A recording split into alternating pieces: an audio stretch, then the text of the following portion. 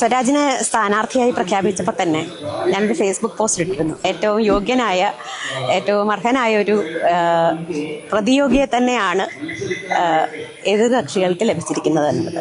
കാരണം എനിക്ക് സ്വരാജിനെ പറ്റിയുള്ള ഏറ്റവും വലിയ അഭിമാനം തോന്നിയിട്ടുള്ള കാര്യം, മാന്യത വിട്ട് ഒരു ഘട്ടത്തിലും പെരുമാറുകയില്ല എന്നുള്ളതാണ്. അത് രാഷ്ട്രീയ ചർച്ചകളിലായാലും രാഷ്ട്രീയം സംബന്ധിച്ച നിലപാടുകൾ വ്യക്തമാക്കുന്ന കാര്യത്തിലായാലും പൊതുവേദികളിലെ ഇടപെടൽ സംബന്ധിച്ചിട്ടായാലും ജെൻഡർ ഇക്വാളിറ്റി, ജെൻഡർ ജസ്റ്റിസ് തുടങ്ങിയ കാര്യങ്ങൾ സംബന്ധിച്ച സംഭാഷണങ്ങളിലായാലും സ്വരാജ് എന്നും ഒരു ലോക നിലവാരത്തിനൊപ്പം ചിന്തിക്കുന്നു എന്നുള്ളത് വളരെ സന്തോഷകരമായും അഭിമാനകരമായും തോന്നിയിട്ടുണ്ട്. പുരോഗമനപരമായ കാഴ്ചപ്പാടുകൾ തിരിച്ചറിയുക എന്നുള്ളതിനേക്കാൾ അത് സ്വാംശീകരിച്ച് പ്രവർത്തിക്കുക എന്നുള്ളതാണ് ഏറ്റവും പ്രധാനപ്പെട്ട കാര്യം. അത് സ്വരാജിന് കഴിഞ്ഞിട്ടുണ്ട്.